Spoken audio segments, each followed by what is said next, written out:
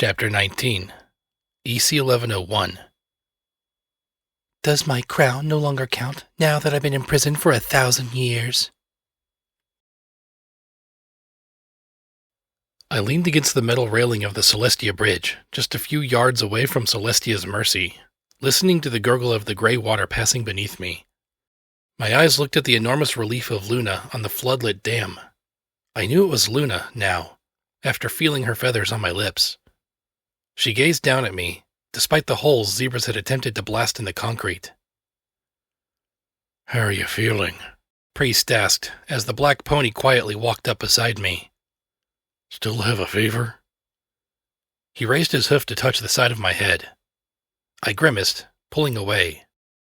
He kept looking at me with that annoying gaze that wasn't trying to get me into bed. I coughed a few times, proud to resist the urge to spit in the river. "Oh, me? I'm fine. I've faced the wasteland's worst. A little cold isn't going to nail me." I tried to keep up the act for a moment longer, then slumped a little. Honestly, my nose is running worse than this river, and my throat's been scrubbed with a rusty wire brush.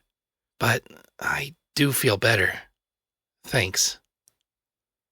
He smiled a little more at that. I didn't even want to mention the injury to my gut. "You're welcome," he said, hooking his forehooves over the rail next to me and looking at the water flowing underneath on its journey to wherever rivers go. There was a moment of silence. "You've changed." I closed my eyes with a little smile. I picked up this nasty habit called thinking. It's pretty bad stuff. Caused me all kinds of misery. I sighed and shook my head, still smiling. I'm not very good at it. Since I'd gotten up and about, I'd bumped into Sakashi and her foal. Priest, Harpika. Chapel was starting to look more like an actual village, even if 3/4 of its population were still colts and fillies. Of course, one thing hadn't changed at all. The catmonger had greeted me with a look, promising that, when I left, I would be capless. I just hoped she didn't clear me out before I paid for EC 1101's decryption. Provided the file even remained in my pip book after being struck by lightning, of course. "There were ponies who were very good at it and still didn't realize that what they were doing was wrong." He sighed. "Anyway, I wanted to thank you for all your help." "Me? What did I do?" "You cleared out Blue Blood Manor enough for us to be able to scavenge it safely. The Society will pay nicely for statues, cutlery, and things that aren't rotted. We can use that money to buy some decent building materials and try and expand Chapel. I don't know if you saw, but we're getting a little crowded." Trade is going to save the wasteland? Maybe it will, Bottlecap. A village expanding, growing. I'd try to do just that 2 days ago. I smiled softly. "Well, let me know if you need any help." I looked at him again. Could you not touch one room, please?" I told him about the memory orb and vanity, and showed him the letter. He apparently did something bad, but for all that, I still think he was a good pony. He looked at me and then gave me a little nod. "So, now what's your plan?" "Oh, I am a bad pony to ask for a plan," I muttered. "Something always seems to explode when I plan something. So for now, nothing." I couldn't tell him that Watcher had made arrangements to meet with my data analyst. I'd best stay put until Bottlecap contacted me, however she would. Got a place we can lay up for a little bit? At least until the funeral? We'd be burying Roses in the cemetery. She might not have always been a very good pony, but I still felt that she deserved to be buried with respect. "Funny you should ask that. Care for a walk?" he said, as he gave me his easy smile. I had to admit I was a little intrigued. We walked back to the shore, but instead of heading southeast towards the town, he turned sharply south towards the hills and the dam. I could hear the sounds of the water roaring through the spillways as we made our way up. Then I spotted the house sheltered from the sight of Huffington by a low ridge of rock. It looked out across the graveyard swath of yellow grass and chapel beyond. I haven't been inside in years, so be careful, he said, as he walked towards the front door. There were little miracles growing beside the door, small flowers that looked like yellow and gold balls of color. Flowers. Actual flowers. Walking to the door, I reached out to the latch with my hoof and found it locked. Automatically, I reached for a bobby pin and focused, trying to remember exactly how to open it. The pin stuck and snapped. Shoot. He tapped my shoulder and coughed with a hint of amusement. I looked up and saw the key floating beside me. Oh, sure. Do it the easy way. Still, I took it and opened the door. As I stepped in, I checked my EFS for intruders. Nothing on it, so whether the place was empty or there was a cloaked zebra hit squad in there, or the damn pip-buck had been struck by lightning and I'd forgotten. Why couldn't I be a smart pony? The cottage hadn't been occupied in quite some time, but it looked like it had been inhabited in the last few years instead of the last few centuries. A layer of dust covered every inch of the place, and there were water stains on the ceilings and floors from old leaks. Still, it didn't reek that badly of mildew, and what furniture I could see was in pretty good shape. Metal dinnerware was stacked neatly in a corner kitchen, and some old pillows sat before a stone fireplace. There were also stars everywhere, painted on the ceiling, carved into the stones, made of polished copper, silver, and brass, and nailed to the wall around a crescent moon. It had a feeling of great age to it, and I couldn't help but touch one of the six-pointed shapes carved next to me. What is this place? I asked in awe. We called it the Star House when Arlost and I lived here, he said with a wistful smile. I glanced at him, wondering if he knew that Arlost had returned in Reaper armor. I wasn't sure. She hadn't come to chapel with us, saying something about fixing her gear. What was your relationship? Knew him. I fucked him. Or I wanted to. I couldn't help myself as I smiled. What was it about good stallions? He looked surprised, and maybe a little concerned, but answered. I was an orphan. My parents came here and made the pilgrimage, though, of course, nobody called it that yet. He sighed, his eyes looking at something more distant than the walls he faced. I couldn't go with them. I stayed behind and eventually wandered into the church. It was a mess, vandalized and defaced, but I felt a purpose in restoring it. I met Arlost shortly afterwards. She wandered down the road, I think looking to make the pilgrimage herself. Scared, confused, maybe even a little mad. We talked for hours, and I earned her trust, and she decided to stay a while. He coughed quietly. I thought she was my first success. I smiled.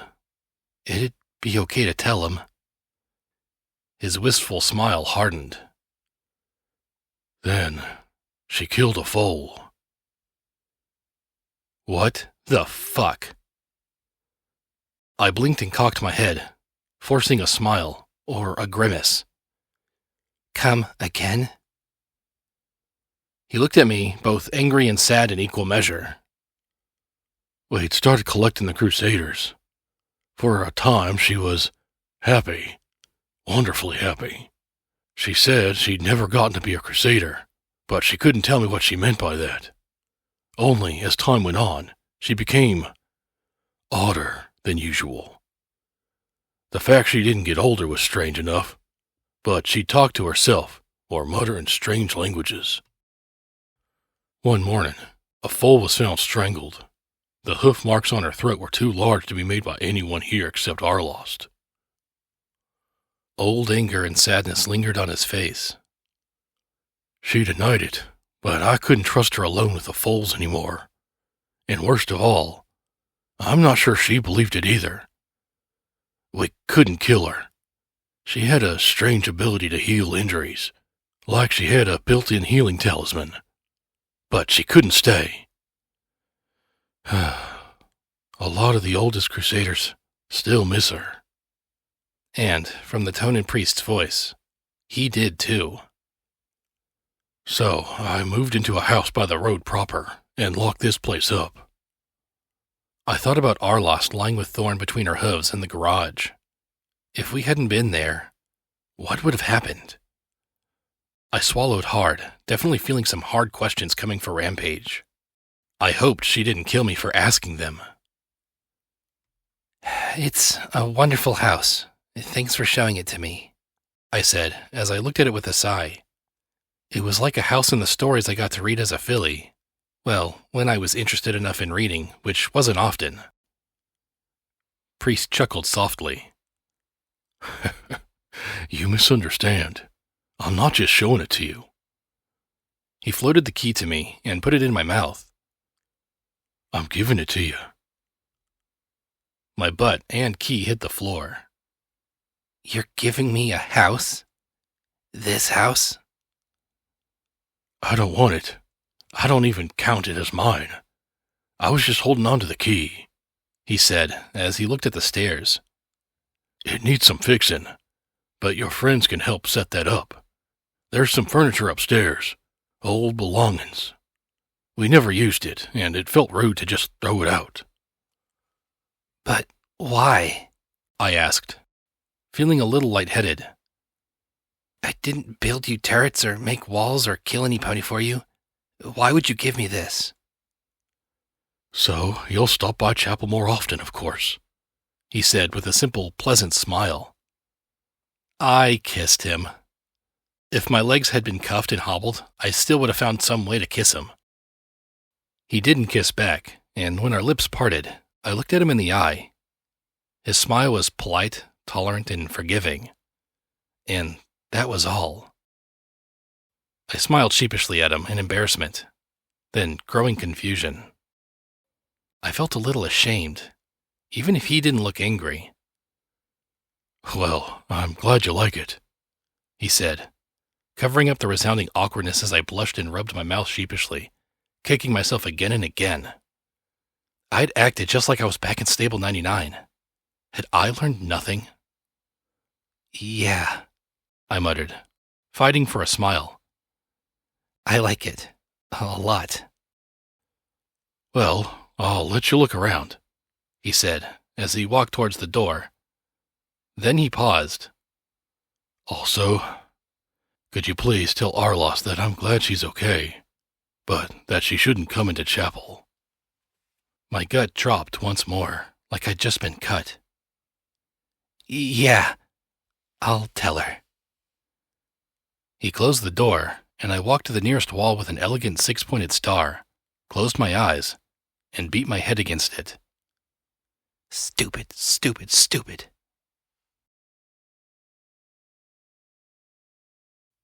A while later, after my head stopped feeling as if some pony had hit it with a wall repeatedly, I poked it into each of the small rooms. The two other rooms on the first floor clearly had been lived in by Rampage, Arlost, and Priest. Thankfully, it looked like they hadn't been sharing them. The first room I checked probably wasn't Priest's, since it had so much stuff in it, though I wondered if he'd cleaned up. It seemed remarkably neat for what I expected of Rampage. I found a quite dented, star-shaped badge that said Hoofington Guard. There were also a lot of books. Police procedurals, murder mysteries, and books of forensic science, mostly. She'd also collected wooden carvings of ponies. No, of zebras. I frowned as I looked from one group to the other. Munching on some peppermint sticks I'd found in a desk drawer, only a little bit dusty, I peeked into what I assumed was Priest's room.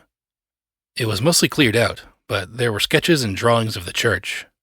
A picture of Celestia's window was pinned to a wall over the bed. Beyond that, there wasn't much left. I peeked at the full wastepaper basket and lifted out the wads. Why throw these out? I muttered softly as I smoothed them out. Arlost looked back at me. The look was posed and done with more detail than even the drawing of Celestia's window. I stared into her eyes. Priest should have had a pencil for a cutie mark. No wonder he hadn't wanted to kiss me. He'd loved her. Then she'd done something. Had she really killed a foal? How can you love a murderer?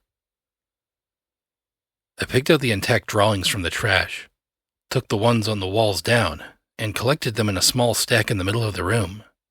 I'd return them later. I thought that maybe, could there be some way? Perhaps if I sighed, always trying to save ponies.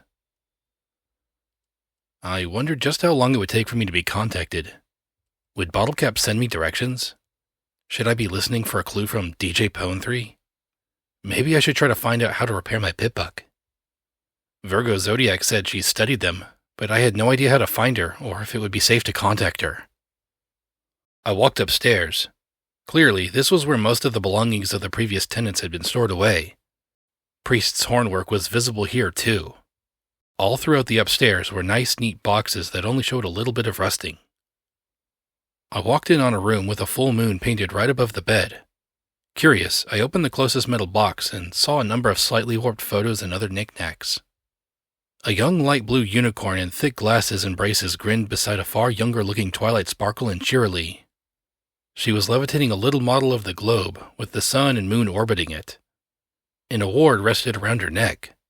I reached down and pulled out the little medal still hanging on the blue ribbon that had once hung around her neck. Ponyville Junior Astronomer Award.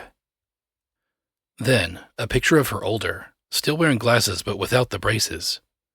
She stood in a blue uniform beside a dozen other mares. Space Mares, read a caption under it. Another photo, and she smiled at me through her thick glasses as she stood before some massive pieces of machinery. Another had her with a small cluster of ponies looking up at a model of the stars and planets. And another with her meeting with Twilight Sparkle and Applejack. The blue unicorn clearly possessed an eager hoof shake, as it looked like she was trying to shake off the purple unicorn's leg. As I looked at the streaks in their manes, I frowned. It was amazing how similar they looked. Had Twilight Sparkle had a sister? Then I looked at the next picture, and my frown deepened. Was it a missile? No, it looked much too big for that. Like a minaret mounted atop a delicate jewel-encrusted alabaster spire, supported by 4 tapering buttresses. Some kind of rocket? A picture from the moon. My entire body went numb as I stared at the image of a world hovering above a gray horizon of faintly luminous white dust and rocks. The sun silhouetted the world above me, but I could see the tiny winking lights of cities, the darkening blues of what I could only imagine were seas, the greens of plains and forests. It looked so small and fragile, surrounded by all that darkness. Yet there was light, too. Motes of light, more beautiful for all that harsh darkness around them. The stars seemed to almost be welcoming, teasing, taunting, maybe even flirting a little. We went to the moon. Not in some kind of fairy tale of an alicorn banishing her sister to the moon, but actually traveling there. We did that, I realized, as I looked at the next picture, showing the rocket sitting upright on the open and empty plain.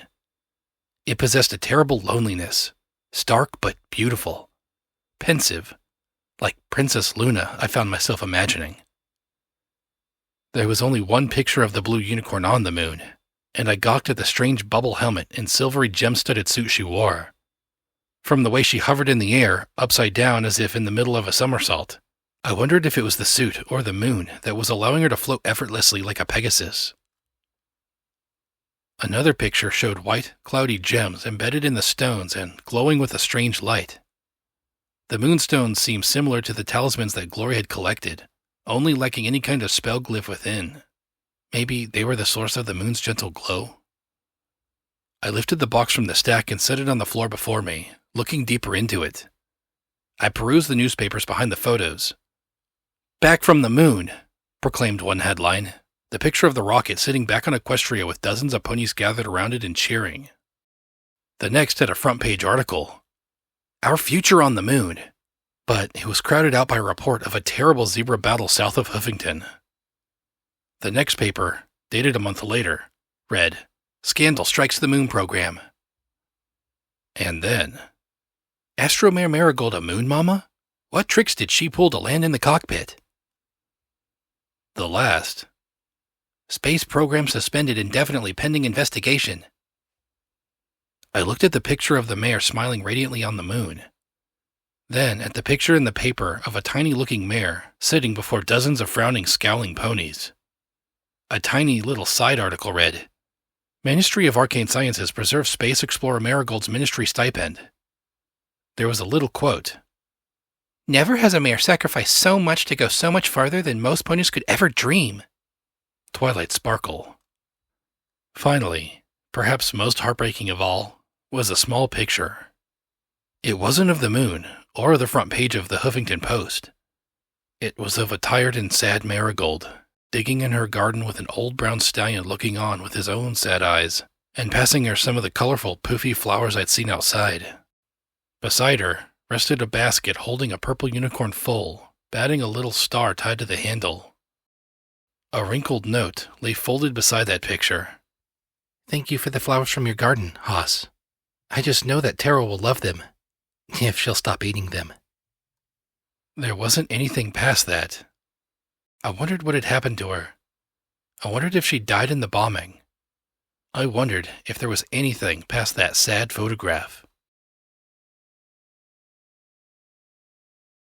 Back downstairs, I looked at the blackened casing of my pip-book and sighed. I hated waiting. I didn't want to confront Rampage just yet. Glory was avoiding me too, since her own injury. P21 had said something about haggling with Charity over selling some gear. I thought of visiting Sakashi, but honestly, I was simply drained by my disastrous attempt at romance and thinking about that poor mare who'd been to the moon and been ruined for it. And as for trying to rebuild some sort of relationship with Priest, really, I probably wouldn't have less of a chance than I did now, even if I decided to shoot him. It was probably a bad idea, but I levitated out Vanity's orbs. I glanced at the bloody smear on the fourth. I didn't want to deal with his death now. Goddesses, I was so sick of death. From roses to Vanity. Why did every pony have to die? Want to die? Weren't there ponies who liked life? Who wanted something new in the wasteland? Well, there was P21. Too bad I killed his lover. I needed a drink. Why didn't I ever have some wild Pegasus around when I really needed it? I picked up the first orb from the set, then stopped and trotted over to make sure the door was locked.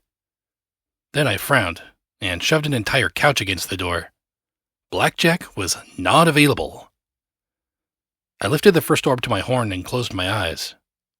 I tried to make the connection, but it was hard. Not like the orb was locked, but like my horn was scared to make the contact. I suppose that was understandable. I had to breathe several times before I finally felt the connection take shape and the world swirl away. Ooh, a party. As in a full 5 stars red alert. Don't let the Overmare catch us, wow party. Lights flashed, the music was bright, and I wanted to dance. Not that I knew how to dance, but right now I'd have tried figuring it out if my host would let me. A banner bedecked with balloons and streamers proclaimed that this was Ministry of Morale Hub inauguration party time. Now this was what the Ministry of Morale was all about.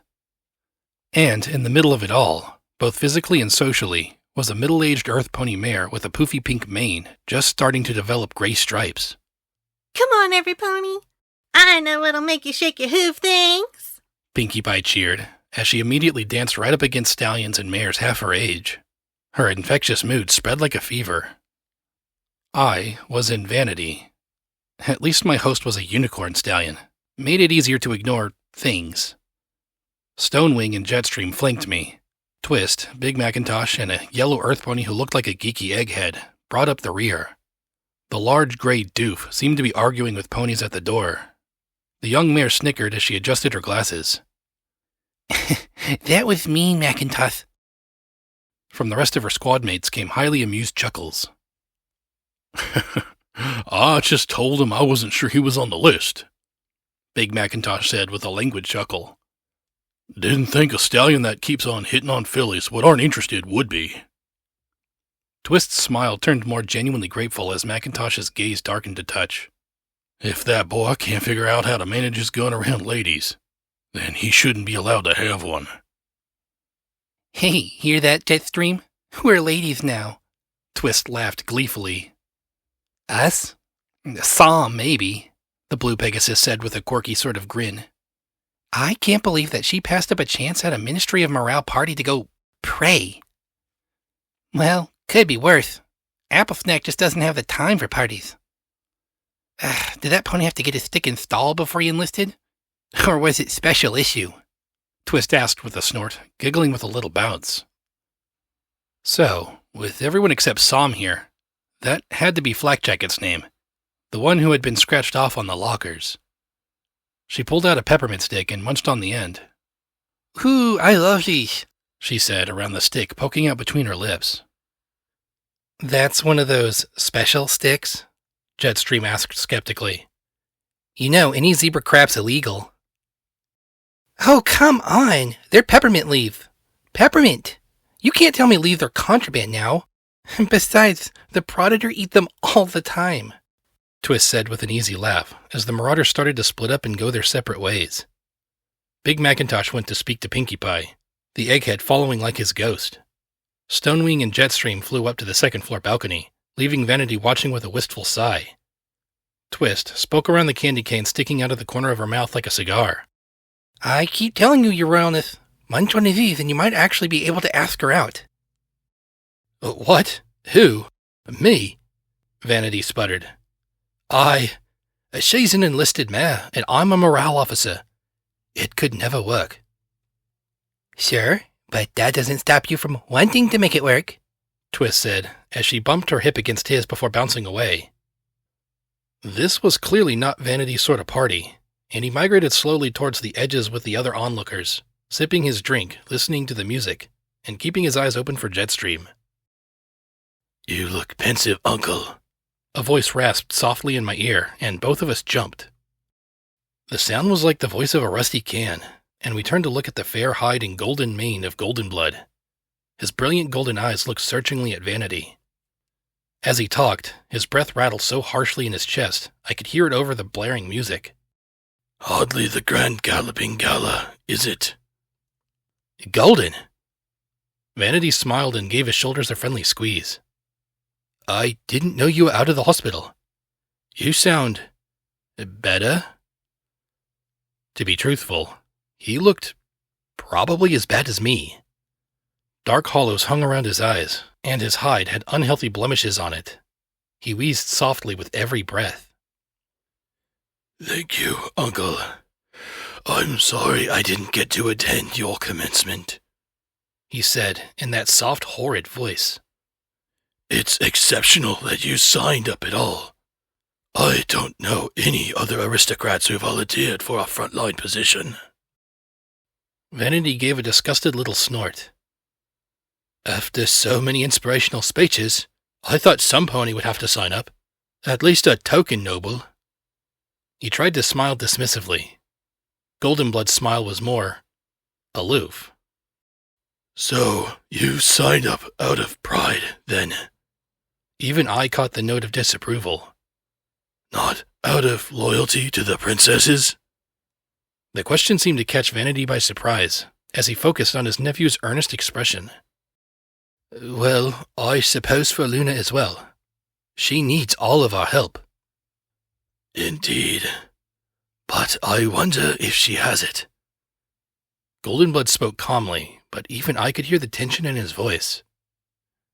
Do you really think my father is loyal to Princess Luna? Do you believe that any titled pony is? He swept his hoof to the side. They hold their balls and galas, wasting their money on their own indulgences, as war threatens the kingdom. They use their lineage to leverage safe postings around Canterlot and Manhattan, rather than place themselves where they might actually have to fight.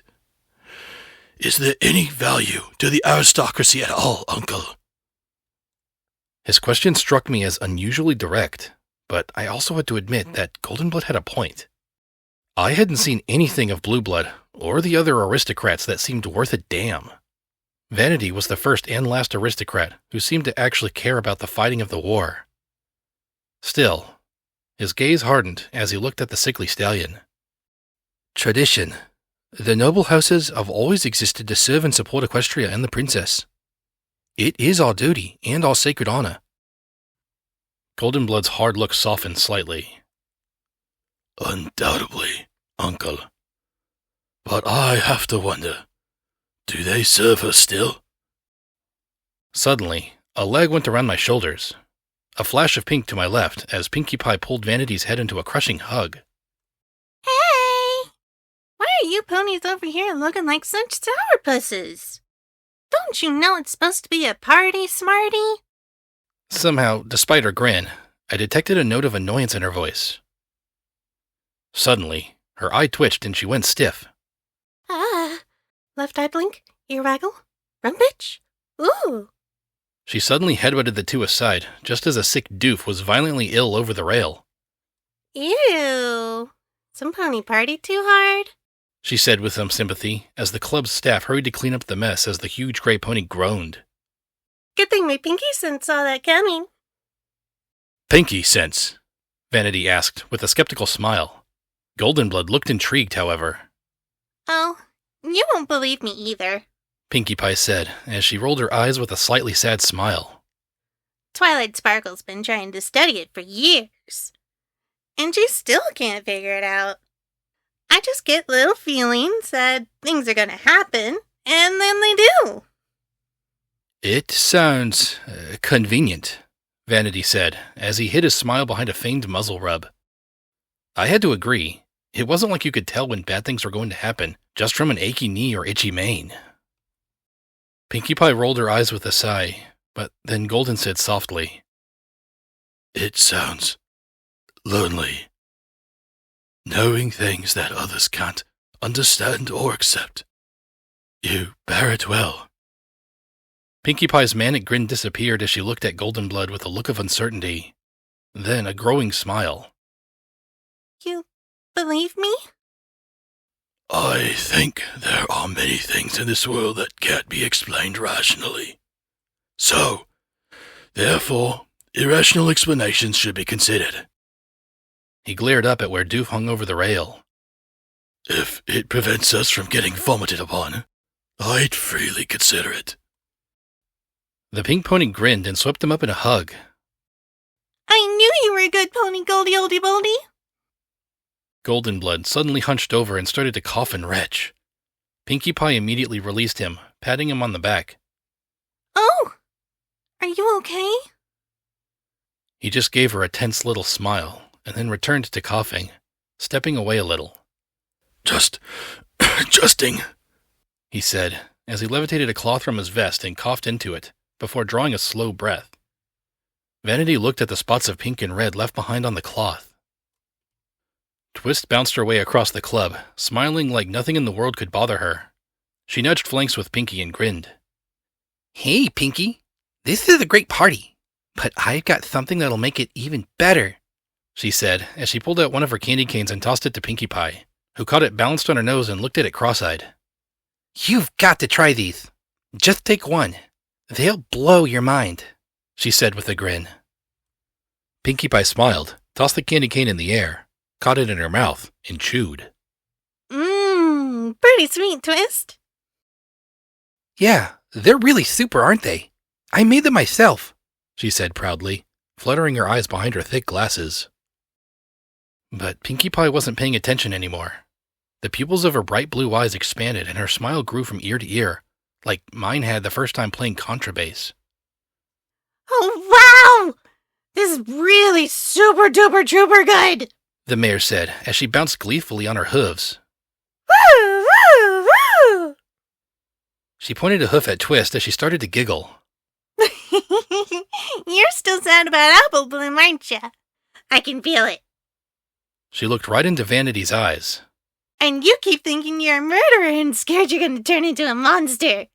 And you are... And then she looked at Goldenblood. And you... Her smile slowly faded away. You... And, like in the ruins of Sugar Cube Corner, I watched as her face turned from glee into an expression of fear. You're going to hurt a lot of ponies. Lots and lots and lots. Goldenblood didn't say a word, as he simply looked back with his golden gaze. Pinkie Pie, relax. It's a party, Twist said in worry as she gave Pinkie's flanks a nudge. But now, the pink mare wasn't paying any attention to us. Her eyes were sweeping from one to the next. And he's a rapist. And she's stealing. And, no. She sat down hard, muttering, Twitchy mane, hot hoof, tingly knee, dry tongue. What does it mean? We should call a doctor, Vanity said as he looked around. Twist knelt, apologizing repeatedly for the candy as she hugged the trembling Pinkie Pie. The crowd was starting to notice, but that was when a huge cake made in the shape of the Pink Ministry hub was wheeled in. Pinkie Pie looked right at it and pointed her trembling hoof. It's a bomb. It's a bomb. There's a bomb. A really big bomb. She whimpered over and over again as she shook. Then she looked around at the crowd. There's so many pony. You have to do something. Twist looked skeptical. Vanity just shook his head. Goldenblood's face was a stoic mask. Pinkie Pie stared at him. Please, Goldie. Please don't let them get hurt. She begged, as tears ran down her face. Goldenblood closed his eyes, and then said in a tone of command that made Vanity's ears rise up. Vanity, get a message to the Huffington Guard. There's a terminal you could use in the club's office. Tell them that some pony planted a bomb at Pratt's. Twist, yes? Find Big Macintosh. Tell him the cake is a bomb. He began hacking and coughing again, but struggled to keep his breath. Pinkie Pie, listen to me. The shaking mare looked up at him. You need to smile. You need to calm down. Where you go, the party goes, and the party needs to go outside. Pinkie Pie stared at him, then swallowed and nodded. And like that, she was okay again. Her smile returned, her hair seemed to curl. Only her eyes remained terrified. Oh, sure, Goldie. Great idea. Goldenblood just gave Vanity a look, and my host ran for the office as Pinkie Pie suddenly cried out. Come on, every pony. You know it'd be a great idea? A block party! Outside! Then she bounced towards the door while singing something about raising the roof and a party for Huffington. The cake looked quite forlorn as the club emptied calmly. Prince Vanity's name seemed to help the city guard take the threat seriously. Big Macintosh and Doof encouraged the rest of the staff to leave. When the club was almost empty, Vanity carefully scraped away the pink frosting and cake.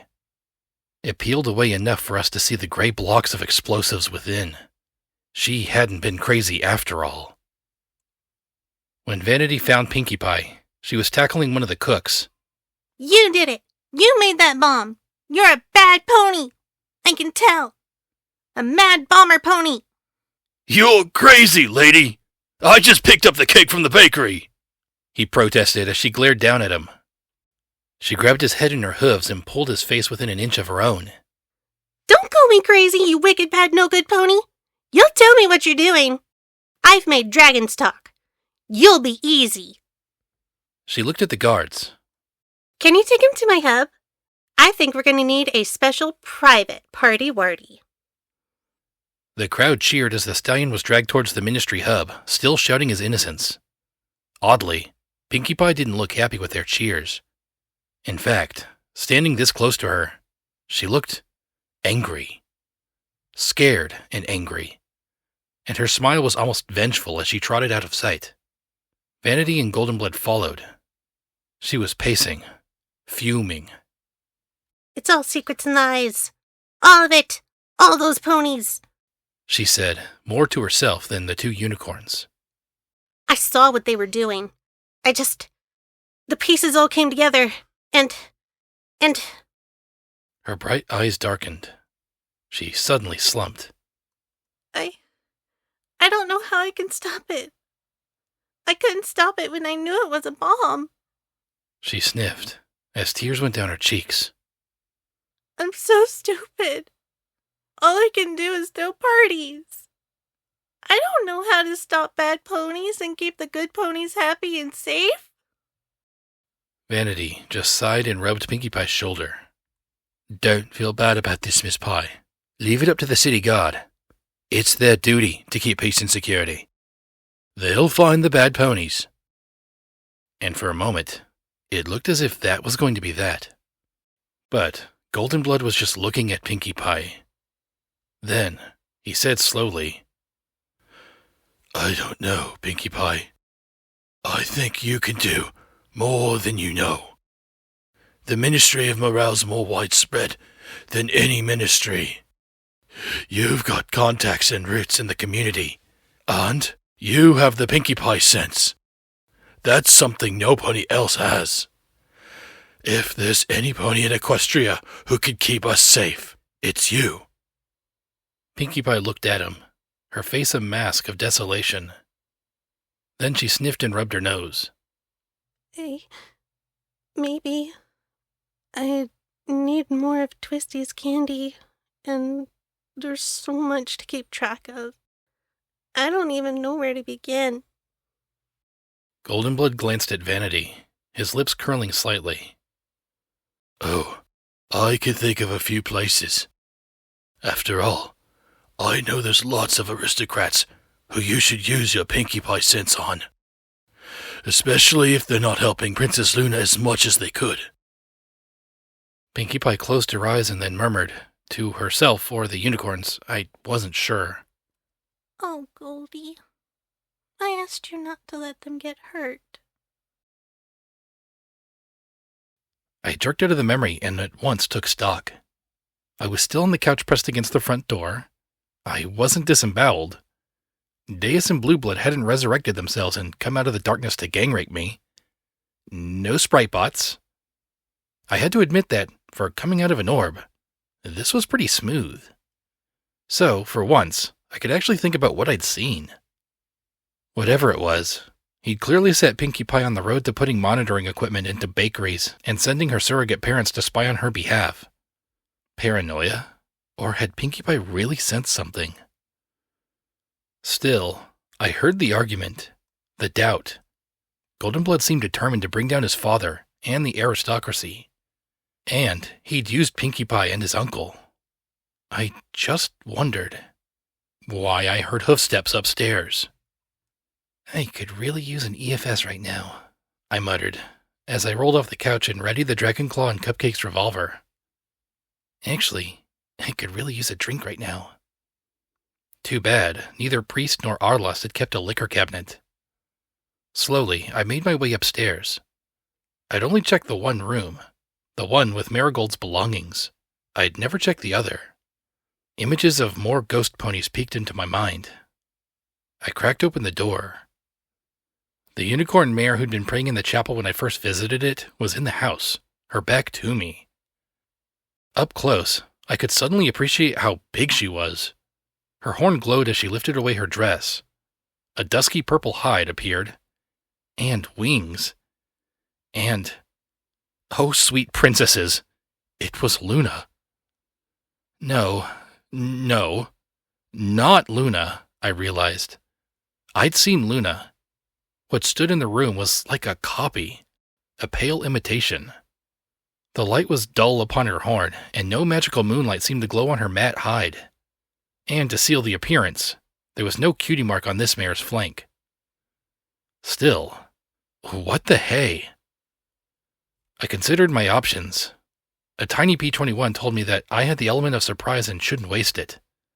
A tiny Glory warned me that she might not be hostile. A tiny Blackjack lay in the bathtub and whined about how she wanted to drink. A tiny Rampage just gave a shrug. Fuck it. I closed the door softly, then knocked on it. Hi. If you want to talk, Miss Alicorn, come downstairs, I said loudly, turning around. I'd probably just invited another monster to kill me. Maybe she was another Zodiac. Or a monster pony like Gorgon? I really didn't care at this point. If she tried to attack me, then I'd kill her, or something. The plan was still a little fuzzy. I hopped back onto the couch, propping my head up on one of the arms as I dug through my saddlebags for a fancy butt cake and 2 sparkle colas. I hummed to myself, trying to avoid the urge to go back upstairs. Then there was a hoof step on the stairs. Then another, and another. Purple eyes peeked around the corner. "Hey, if you're gonna kill me, mind waiting till I'm done eating?" I muttered around a mouthful of gooey cherry filling. She just stared at me a moment before slowly walking the rest of the way into the living room. "Want a soda?" I asked, lifting one. I'm fairly sure that of all the things she thought I might have asked, that wasn't even on the list. The purple alicorn seemed a bit at a loss. "The goddess does not require a soda," she finally said in a low, quiet voice.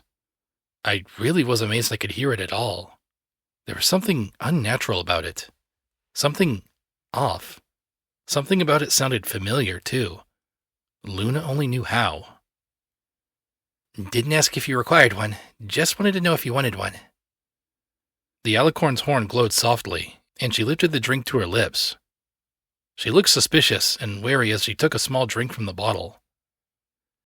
"You are unusual. You are not afraid of us?" She'd somehow managed to say that while drinking, without moving her lips. Putting that aside for a moment, I focused on what she'd said rather than how she'd said it. I suspected that this was not the reaction she expected. Good. And was it my imagination, or did I now detect a hint of a smile? "Sorry, call me jaded," I replied after swallowing. "But after you have a cyber monster pony screaming cunt at you, while hunting you clear across the wasteland, it's sort of hard to raise the bar on that." I popped the last bit of cake into my mouth, chewing briskly. I gulped it down and wiped the crumbs away. "Not that you're not interesting, of course." "We are the goddess," she said, again without moving her lips. There was some confusion and hesitation in her statement, as though even the purple alicorn wasn't exactly sure. Personally, I would have thought that a goddess would be much more assertive. "Well, when I start seeing double, I'll start calling you plural." I sat up and coughed, hacked, and spat a glob of phlegm into the cake wrapper. The alicorn went from looking suspicious to looking disgusted. I wiped my mouth with a hoof as I looked up at her. "Do you have a name? Or will goddess suffice?"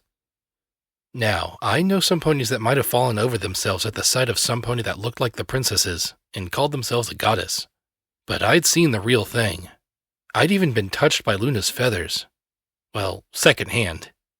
I could still remember the feeling of them on my lips, and so, looking at this alicorn, I felt curiosity, but certainly not reverence. I should have been more suspicious, I suppose. She just looked so sad. Again, that long silence. It was almost as if she were considering options. "Lacunae." "Lacunae? Let me guess. It's a name that's absolutely rife with meaning and mystery that's completely over my head," I said with a grin, and Lacunae looked a bit more wary. "Well, my name is Blackjack, but you know that already. You've been watching me for some time." I looked at her from over the tops of my mirrored glasses. "In the chapel, and in the mansion." "We were considering you for unity and joining the goddess," she replied softly.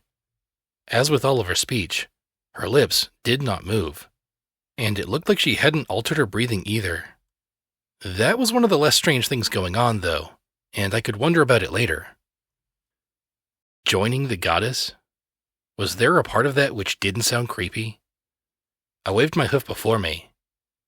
"Pass. I've got way too much trouble on my hoof. I'm damaged goods." "We agree." She hesitated, head cocked as if she were listening and not quite sure how to express it. We have observed some positive traits.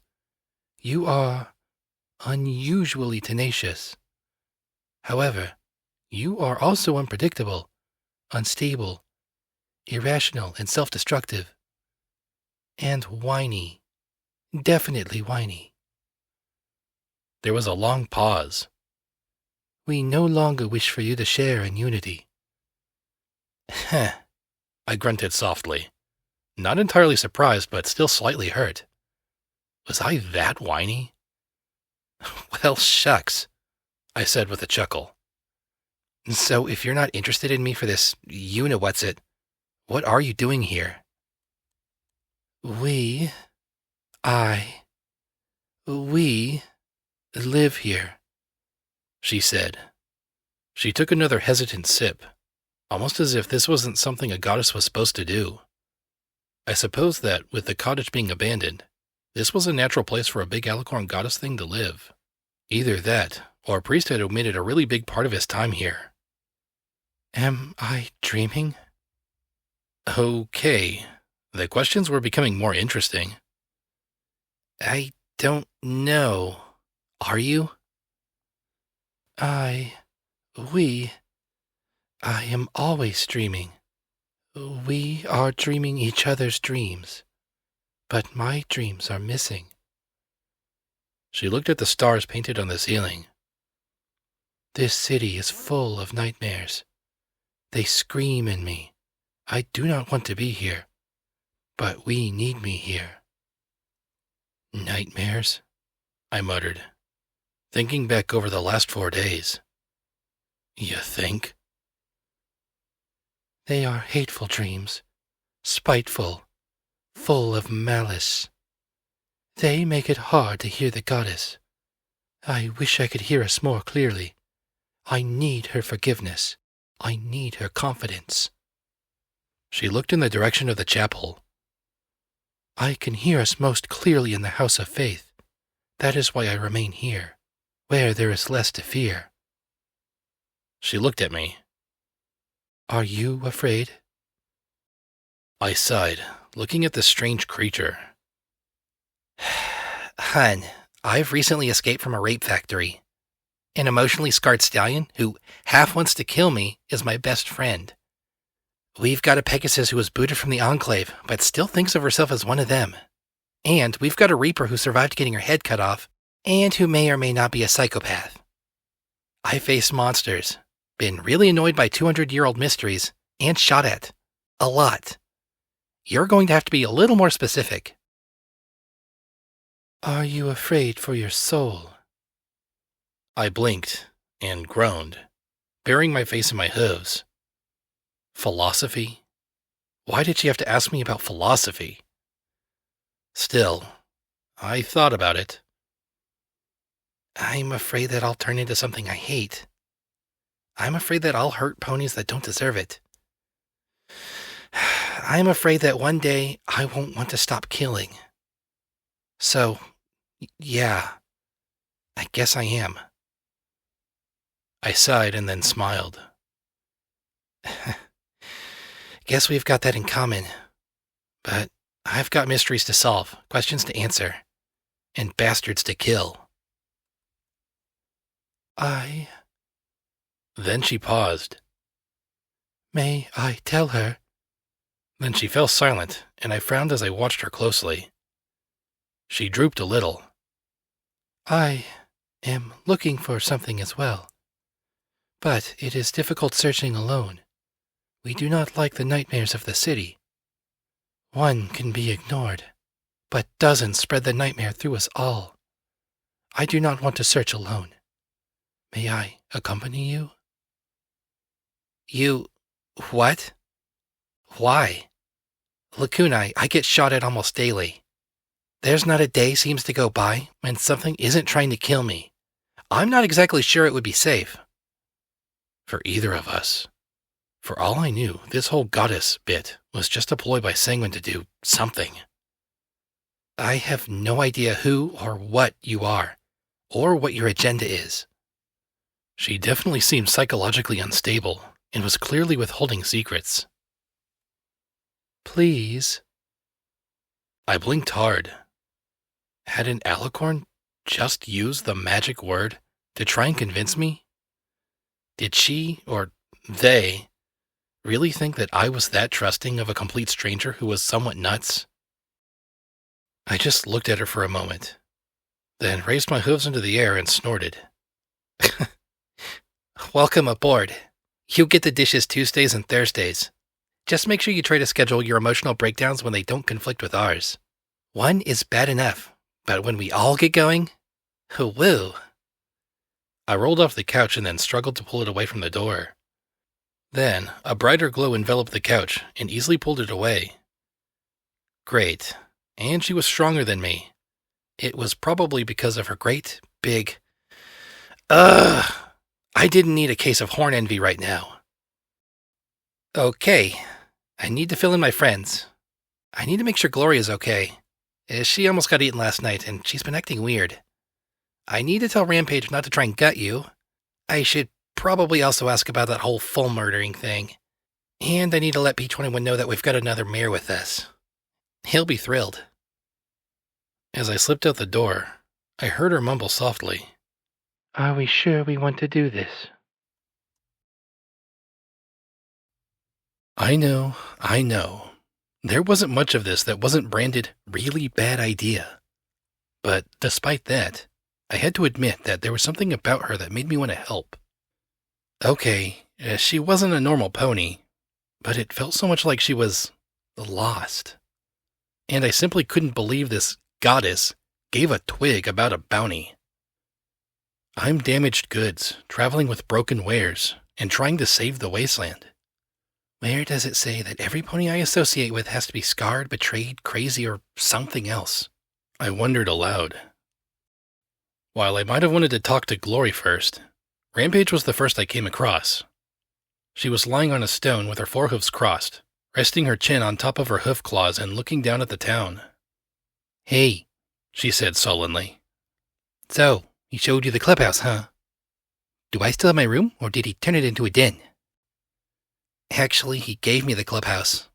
So, yeah, you get your old room back, Rampage, I said as I joined her on the rock. So, I said as evenly as I could. She didn't look back, as she said in just as even a voice. So, did you fucking kill a foal, Rampage? I asked softly, as I looked at the town. Probably. That's what every pony tells me. My hoof marks on the body, she replied, her pink eyes downcast. Then what you were doing with Thorn? I asked, my magic pulling the heavy revolver from my bags. If I shot her in the eye fast enough, and managed to get some rounds lodged in her brain. Being happy. Is that so hard to understand? She said as she sat up. I love kids. I love them. I look at all this shit, and the one thing that gives me the slightest hope is that some foal might grow up and be able to do something about it. I come across some fucker who wants to hurt kids, and I eviscerate him or her. No regret, no hesitation. Because as fucked up as the wasteland is, nothing makes it worse than what we do to each other. So, what happened then? I don't remember. It was a boring day. We didn't have any pilgrims, just the usual ponies in town. I went to bed and woke up with a foal beside me, body beaten and neck crushed. I was so mad, so hurt, so everything. A lot of the kids stuck up for me, but Priest couldn't. I couldn't either. She hung her head. I know what I remember, but I also remember the sight of her lying there. I still see her, even with my eyes closed. Even with my eyes gouged out. Every second is frozen in my mind. I could relate. I really could. Till we figure this out. If I see you alone with a foal, I'm going to take you out. Then I frowned, rolling my eyes as I looked up at the great vasty badness above. Oh, mistake. Falling up now. I clenched my eyes shut for a moment. Oh, and How are you going to do that? She asked with a little smirk. Well, you were found in a balefire crater, I said as I grinned at her. Yeah, but you don't have a balefire megaspell, she said with a snort, and then looked at me with a touch of uncertainty. Do you? Give me time. I grinned and she smiled back, maybe with a touch of unease. Hey, it wasn't completely impossible. So, on a totally unrelated note, have you heard of alicorns in the wasteland? Alicorns? Here? She sat up. I've heard they're around other parts of Equestria, but Huffington's never had them before. She looked at me suspiciously, then gasped. Wait, there's one here, isn't there? She suddenly grinned. Did you make friends with it? I blinked, flushing as her grin grew and she cackled. Oh, sweet Celestia, Blackjack. Do you have a pet hellhound or something? Maybe keep a rat scorpion in your shoebox? Only you could make friends with something that practically every pony in the wasteland thinks is a monster. I made friends with you, didn't I? Rampage looked at me with a slightly less snarky smile as I went on with all the smugness I could muster. You know, it could be that I'm just using her. This could all be an elaborate ruse. I can do ruses you... I started with a snort, then sneezed hard, blasting my hoof with streamers of snot. Rampage smiled sardonically. Right. You are clearly the puppet master. We are all your puppets.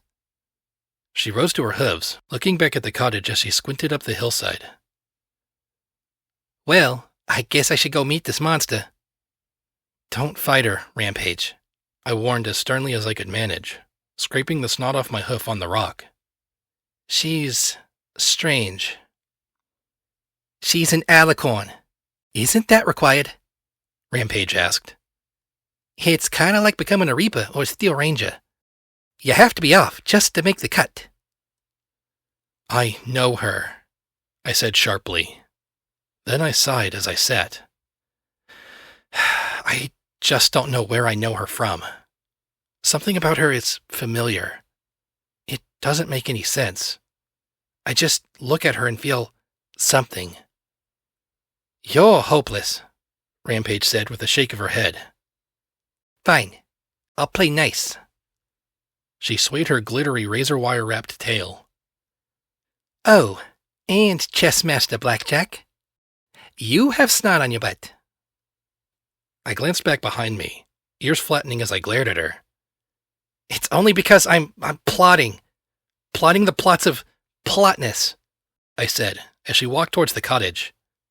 Just you wait. No pony's going to see this plot coming.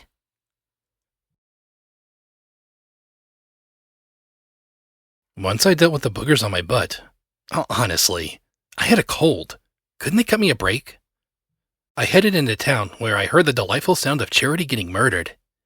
Okay, technically, it wasn't delight, but could any pony blame me if I didn't feel just a bit pleased? You're trying to take advantage of me, Charity cried as she stood on a stack of crates. I work and I slave, and I try so hard to get caps for this town. And you want 30 caps for a landmine? She sat hard, bawling, as 20 assorted foals and fillies watched on. Why are you being so mean to me? But I'm not trying to take advantage of you, P21 sputtered, red in the face. 20 caps is too low. Even 30 is too low, he protested as he raised his hooves. Stop crying. I'm just trying for what's fair. 25 caps. 23? You're trying to rob me. You rob little ponies. How can you be so mean? The unicorn bawled as she rubbed her eyes. P21 wavered and then slumped. Fine. 20 caps. And just like that, the tears stopped, and she said happily, Deal! Hopping off the crates, she trotted towards her bag, muttering, Stable ponies is so easy. She's not a pony, P21 muttered. She's some kind of puddle cap collecting monstrosity. She'll own the wasteland someday, I agreed solemnly as I sat beside him. So, what'd you buy? Believe it or not, these fillies have dug up some decent stuff. I was just hoping to hang on to some more mines rather than sell them all, he said as he returned with a huge stack of caps and set them on the crates. Is that all my caps? All 2,000? You don't trust me? She asked, her eyes going wide with hurt. He smirked and narrowed his eyes. Oh no, you're not getting me with the waterworks this time. And then Charity sighed, a soft little heartbroken catch in her voice. I knew I would never get away with it. I mean, we try so hard to get ahead here, but I know all too well how tough things are. She turned and started to walk slowly back towards her store. I'll get the rest of them. It sounded like he demanded her prized teddy bear or something. Even I looked at him with disdain. And these were our caps. He lowered his head and gave a grunt of defeat. Never mind, he muttered, putting the caps in his saddlebags. Come again, she replied brightly, as she and 4 other crusaders pushed the cart loaded with landmines into the post office. You should have seen me the first time. She charged me for a bottle of water that she gave as a gift to Priest, I replied, looking at the boxes. So, what did you buy? Some ammunition, a magazine extender for your 12-gauge, some more dynamite for me, and some barding for you and Glory. What about you? I asked, as I nudged open the box and pulled out some light black leather armor. A little closer to raider fashion than I liked. A pony could get shot wearing this if she wasn't careful. If I get hit, it's 'cause I got noticed. I'll just stay nice and quiet in the background while you 3 get shot up. That way, it's my own dumb fault if something happens to me. I looked at the black leather barding. Well, I suppose it'll do till we get to Megamart. I wonder if we can spray paint "Good guys, don't shoot us" on it. He looked at me with a smirk.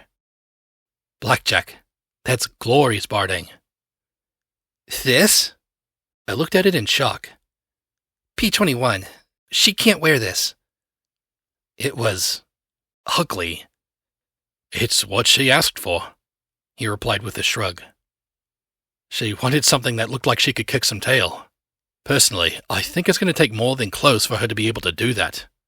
No, your barding is in the other box. I put the black leather aside. Honestly, it looked more like it was for sex work in Stable 69 than something Glory should be wearing to stay alive. I levitated that box aside and opened up the metal crate beneath it. Black and blue beauty greeted my eyes. This armor wasn't just reinforced security barding. It was actual combat police armor, like I'd seen on the back pages of the Ironshot firearms catalogs. Magically treated black ceramic plates on a matte blue Kevlar jacket.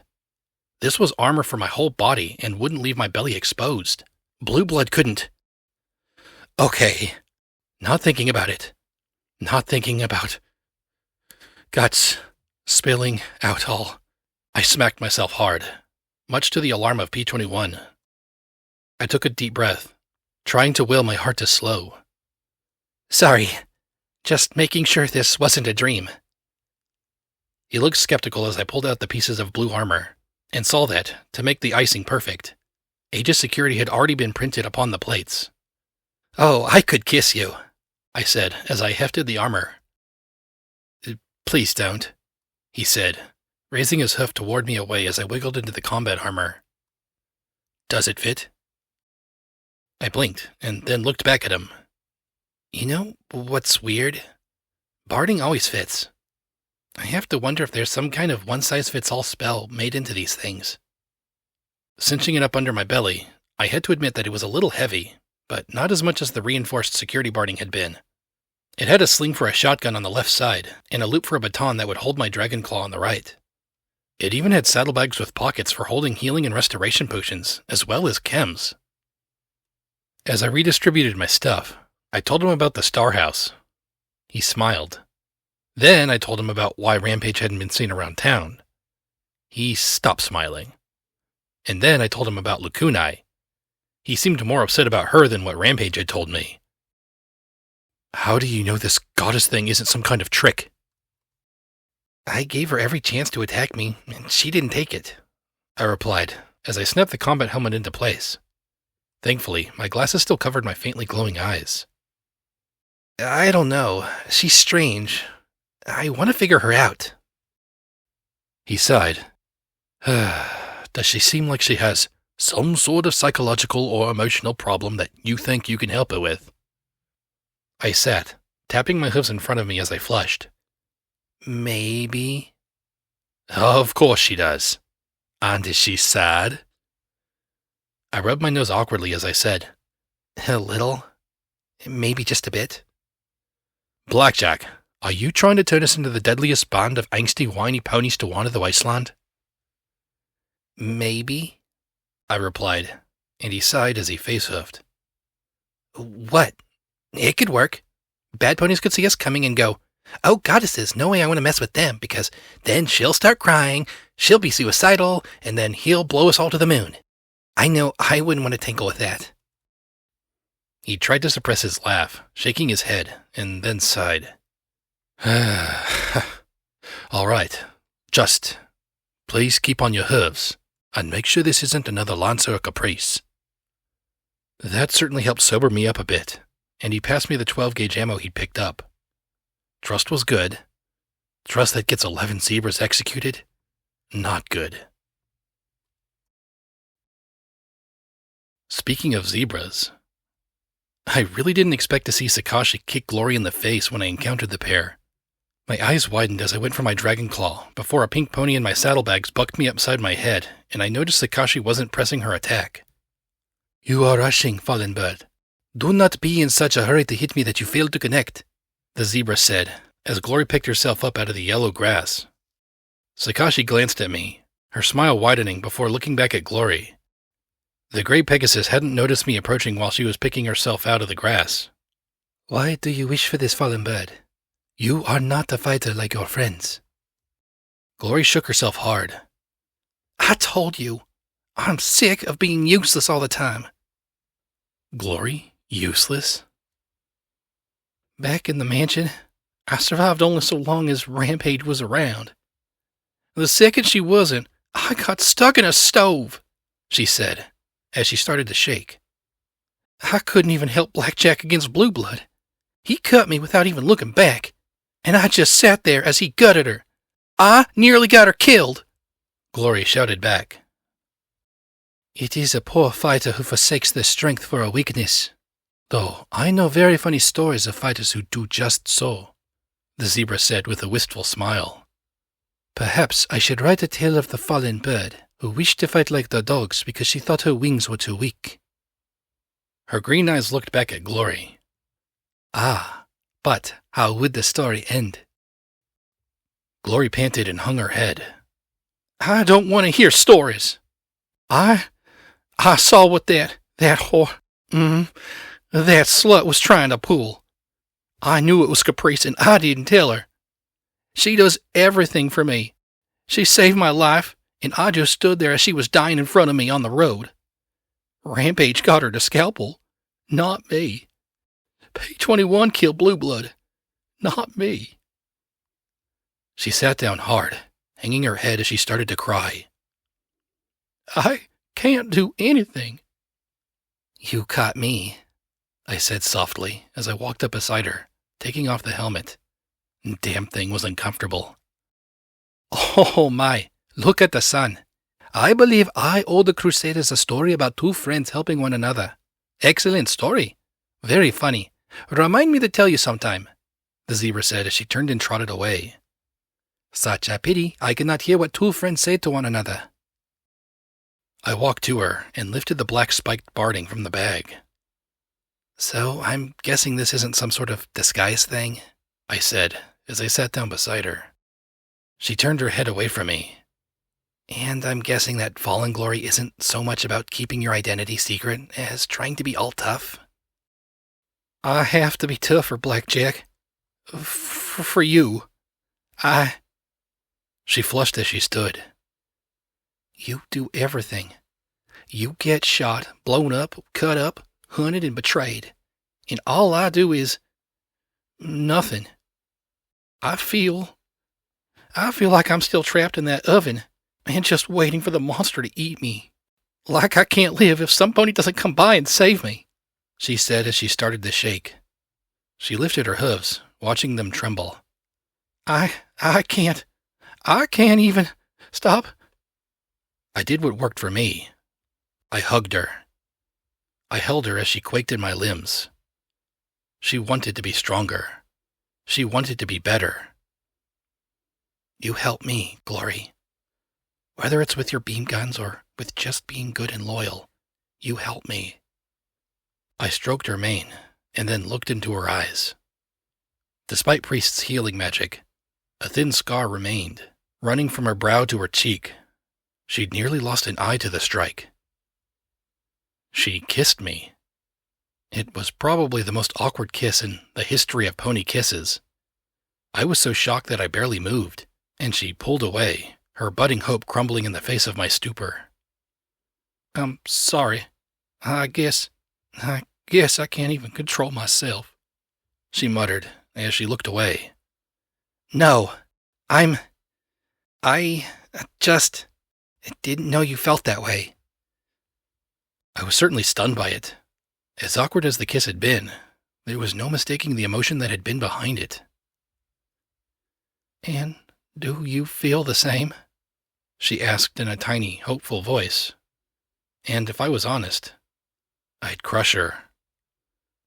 I don't know how I feel, Glory. I know you like mares. You were with her after all, she said with a flush. I could do that. Oh, goddesses.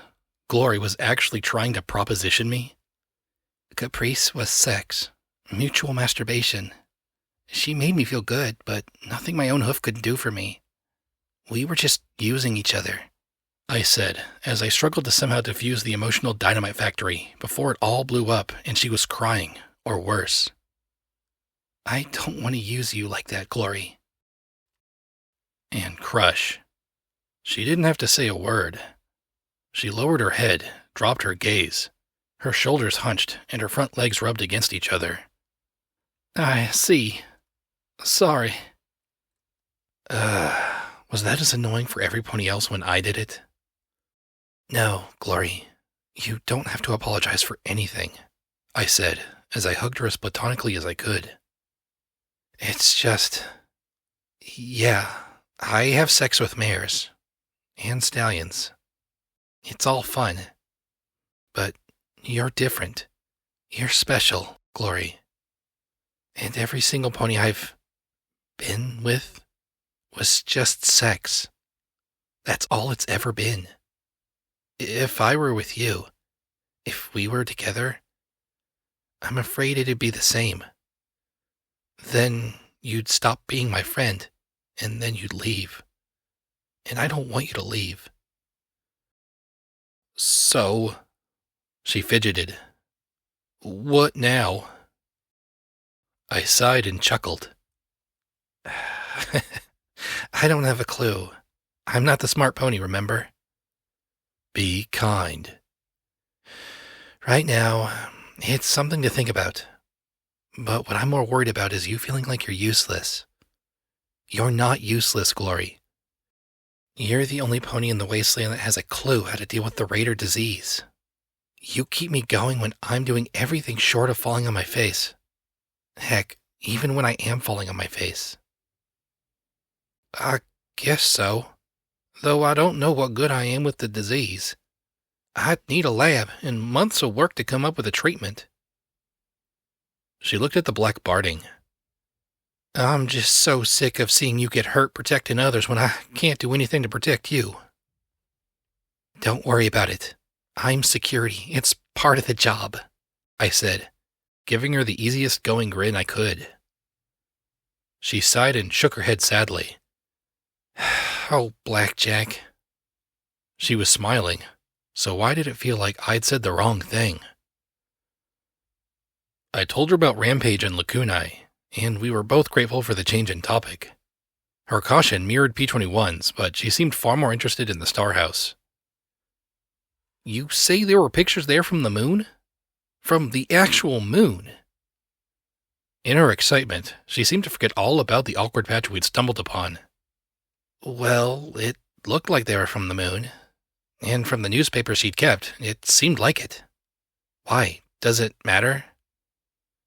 Well, we thought that the Equestrian space program was a hoax.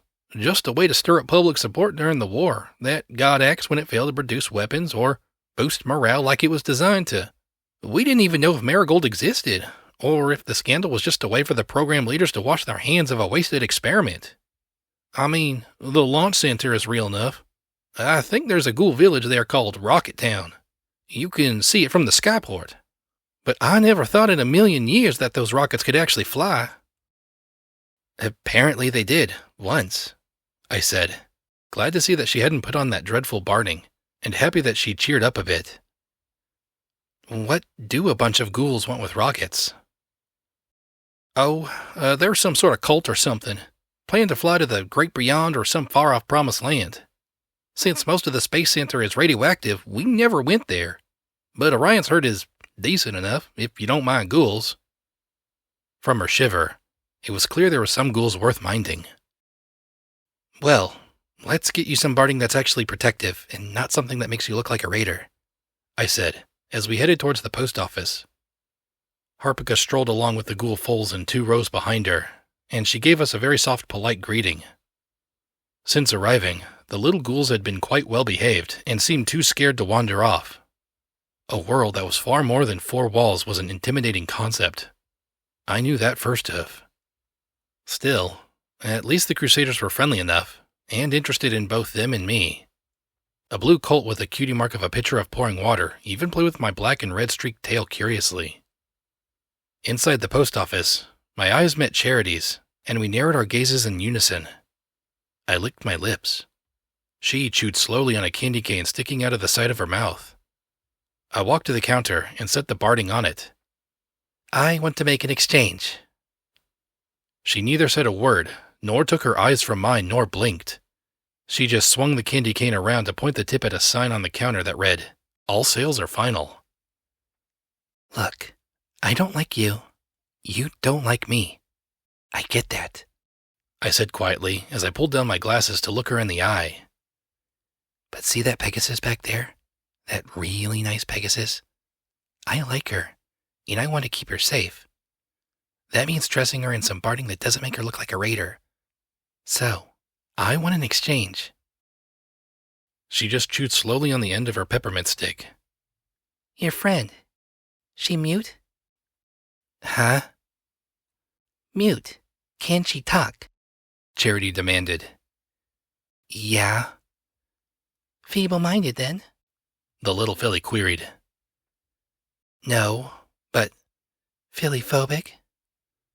Look. Charity chewed up the rest of the peppermint stick. I'm just trying to figure out if this is for her. Why are you doing the talking? Glory blinked and then stepped up past me. Hello. I need better armor than this, she said, as she pointed at the black barding. Welcome to Charity's, where we ain't, she said with a polite smile. You need better barding than this? Well, yes, please, Glory said in surprise. Something light. Charity walked to a shelf behind the counter and pulled out something light blue. It had been patched up more than a few times, but it seemed tailored for Pegasi. How's that? A faded patch on the shoulder read, Equestrian Skyguard. She took it and looked it over, then back at me, then at Charity. It's good. How much? I braced myself. We'll call it a swap. You need beam guns too, I hear. My butt hit the ground about the same time as my jaw. Beam pistols, all right. Saddle rigged? Glory smiled gratefully at the filly and nodded. The filly put 2 of the boxy weapons, minus mouth grips, on top of the barding. 400 caps, and I'll even throw in some gem cartridges. Glory dug into her saddlebags for the caps, as I just gaped. Thank you. And thank you, Blackjack. Again. For everything. She gave a little squeal. Oh, I can't wait to rig these to my battle saddle. I just stared at the filly behind the counter. Why? It was all I could say just now. The filly looked at me coolly. She needed the deal. You and your friend didn't. You were just after caps, so I was just after caps. That's what Bottle Cap taught me, she said, before thumping her hoof on the counter. Now, are you going to buy something, or am I going to have to charge you for loitering? 10 caps a minute, starting now. I ran for my wealth.